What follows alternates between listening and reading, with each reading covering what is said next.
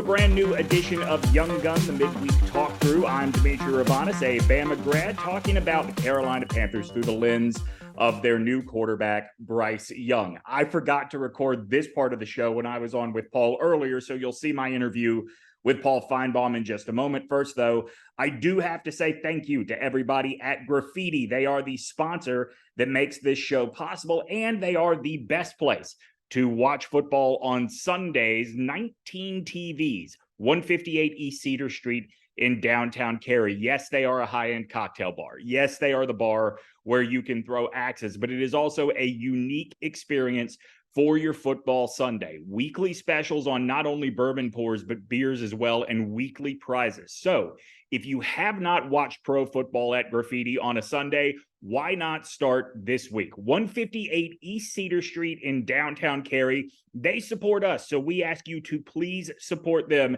It's Graffiti, Axes, Art, and Spirits in downtown Cary. All right, so my guest this week is PaulFinebaum. And Paul, this feels very appropriate considering this is the first time since the 70s we have seen two starting quarterbacks in the NFL from the University of Alabama, and we'll get into this particular game in a second, but this is very different because I think this is the first time, like in the 70s, you were talking about Namath at the end of his career versus an up-and-coming Kenny Stabler. This is the first time, and granted, Bryce is a rookie, but Tua is very much in his prime right now. This is about the future of the NFL.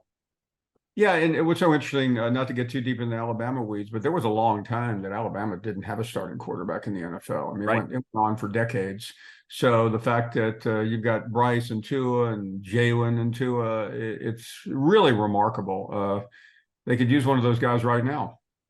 Yeah, so we'll get into that for sure. I do want to, though, start by going a little bit deep in the Alabama weeds. I mean, I can describe it on the podcast from my point of view, but you have been covering the team for a long, long time. And talking to fans for a long time. So can you give a little perspective to how the mood of Alabama fans regarding offense has changed since 2014 when Nick Saban decided to open things up?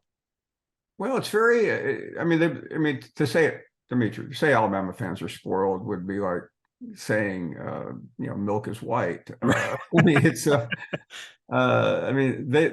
spoiled when they're losing 6 straight to Auburn, let alone, having 3 straight or 4 straight, NFL starters as we speak. Mac Jones may be on short time, but I mean, there has now. USC, maybe Oklahoma for a couple of years with Kyler and Baker and Jalen, but I mean, it's and obviously Caleb Williams briefly and Spencer Rattler, but this is really uncharted waters when you think about what Alabama's had essentially since 15. And one of those starters who's now starting in the NFL and maybe the highest paid player got replaced, Jalen Hurts and Tua. So it's really extraordinary. And right now they have by Alabama standards, a subpar quarterback who's serviceable, but scary to watch at times. Yeah, I've made the argument on this show before that certainly Alabama fans miss Bryce. There is no doubt about that. However, I think that the majority of the fan base is smart enough to recognize just having Bryce back would not solve the team's biggest problems this year, which are the offensive line and discipline. Yeah, I interviewed Tyler Booker yesterday, who's one of the offensive linemen, and it was really a tough interview in the sense that, what do you ask a guy who's part of the problem? So, I mean, this isn't 60 Minutes. I was trying to be nice, and yeah, I think a lot of people miscalculate. We looked at the beef of that line and said, man, they have to be great. Well, they're not. Yeah. And that would have caused BryceYoung had some problems last year, and he was running for his life, and they've got good receivers, but they don't have Judy and Henry Ruggs and Devontae Smith, players like that and Waddle who were who were just amazing, all really at the same time, and then Jamison Williams and Mechie right after that. So this is a good Alabama team, but and if they somehow get to Atlanta, good for them, and they'll be favored too. But it will be a rocky ride to there. Yeah, for sure. Let's talk about because you mentioned that there were times last year Bryce was running for his life when the Panthers drafted him. I made the point that, look, certainly it is not an embarrassment of riches on the offensive side of the ball like he's used to having in college, but he was asked to be a miracle worker at times last year. Do you look at Bryce in Charlotte, and what is missing from Bama Bryce? Is it as simple as just that the NFL is a different animal, or is there something else you notice? It is. Yesterday, I interviewed Derek Brown, who's the defensive lineman for the Panthers and played at Auburn. And I just said, you were a first rounder, a high pick. What's it like for Bryce? And you have to interpret his words, but essentially he said this game is so fast. Yeah. And he's not seeing it all. And I think Bryce deserves a lot of blame. I mean, he's making a fortune. This is a new world. I'm personally really disappointed in what I've seen. And a lot of my friends, as you know, I live in Charlotte, are saying we should have taken CJ Stroud. Well, this first round pick is not about this year. Yeah. It's about the future. And I still think Bryce is one of the smartest quarterbacks, one of the best quarterbacks I've ever seen. But he is developing slow. And you have to really wonder, was it a great idea to start him game one? You've got a veteran who you could throw in there right out of bed and, give Bryce a chance to, understand the game. And I think he's slowly understanding it, but he hasn't grasped it yet. My argument to that all season has been, and I'm not saying that they shouldn't have given him time on the bench to get the lay of the land. I don't think it addresses the bigger problem, which is the offensive line has not performed up to the way it did last year. His pass catchers, clearly there's only two guys he really trusts. They invested a lot of money in Hayden Hurst, who just, man, he's missing blocks, missing catches left and right. And so I'm not saying a year to sit and learn the speed of the NFL would not have benefited Bryce, but I don't think it is as simple as that, what is going on in Charlotte right now. No, and I just don't know why. This is a crummy team. Just to have him out there, developing bad habits, doing things, to me doesn't make any sense. I remember, I'll tell you a quick story. Last year, we were at the national semifinal on our set on the field, and we were watching CJ Stroud, and I was sitting next to Tebow. And listen, he's whether he's a great pro quarterback, Tebow understands a few things about mechanics. He said he's never seen a quarterback with the touch of CJ Stroud. And it made an impression on me. Bryce has an uncanny ability as well, and I think the ownership there just simply fell in love with his intelligence, and which is great. But he's got to win on the field. But I'm a fan, so don't get me started on the ownership of the Panthers.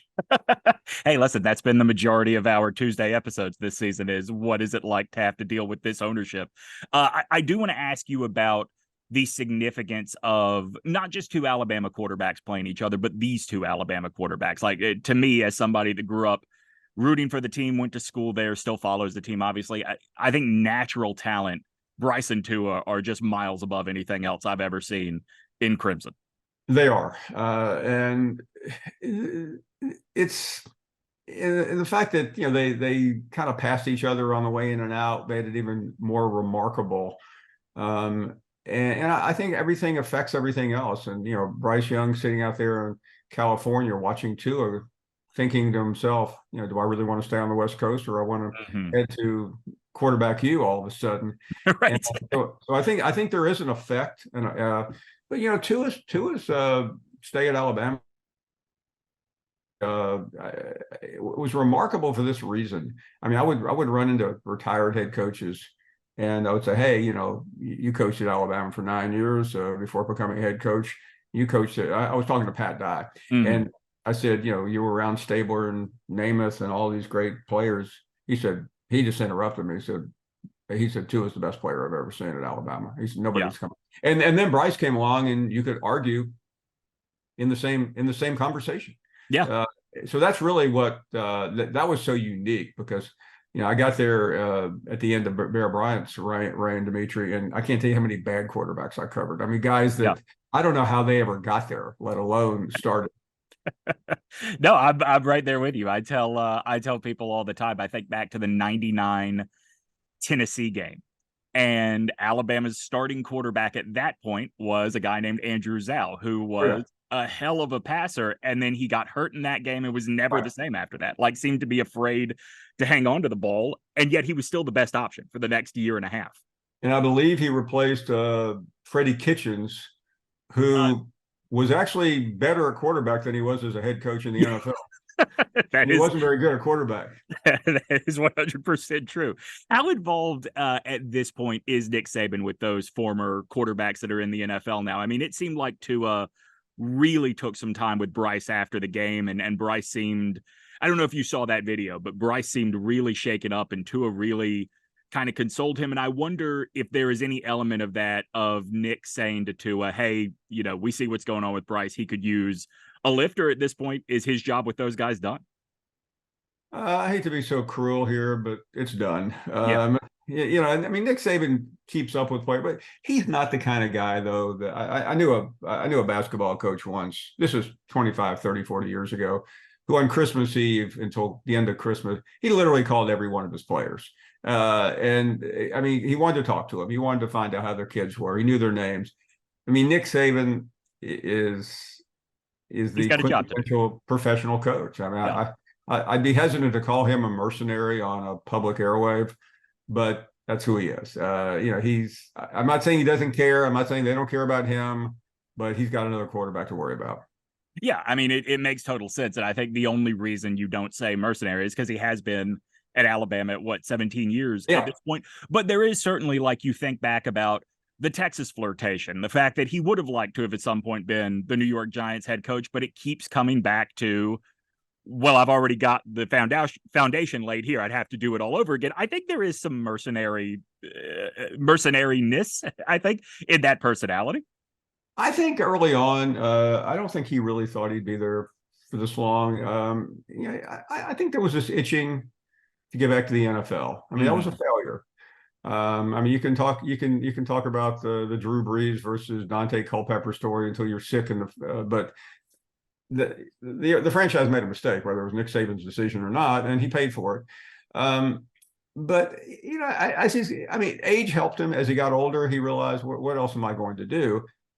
He's looked around. The Texas thing, I think, intrigued him, but he told me once that he just couldn't deal with all the cooks in the kitchen. And Texas isn't 2 or 3 people; it's 25 cowboy hat, boot kicking guys who all think they own the school. Right. It's boosters that not just want their name on the field. It's after a big loss, want to know how much they have to give to get their name off the field. And they're all billionaires too. Yeah, you're right. And they can get their name off the field. Right. All right. So last question for you as we wrap up. I wonder, when you hear every week whoever's calling the game, whoever the color commentator is, bring up Bryce's height, what does that do in your mind as somebody that watched this from literally the moment he got recruited to now at Alabama? And you've heard that comment over and over again. I think it's a cop-out because the way he plays, would an inch or two help? But I've never seen it matter to him in college, and it's a little hard to tell in pros because when you're running for your life every play, it doesn't matter whether you're 6'9" or 5'11". He's not tall. I mean, I'm maybe 5'11", and I've been around him, and I think I'm taller than him. Yeah. So, but I don't think that really makes a whole lot of difference in the system that he's playing. And now the question is, I just said the system he's playing, and I haven't figured out what that system is yet. And I give Frank Reich credit, not to get too deep here, but he made a good decision 6-7 games in to replace himself as the offensive coordinator. So, and the reason why is I think otherwise he may have been replaced, period. So he did such a bad job. It's not going to change anything, but at least it will look, it's one less excuse that he'll have at the end of the season.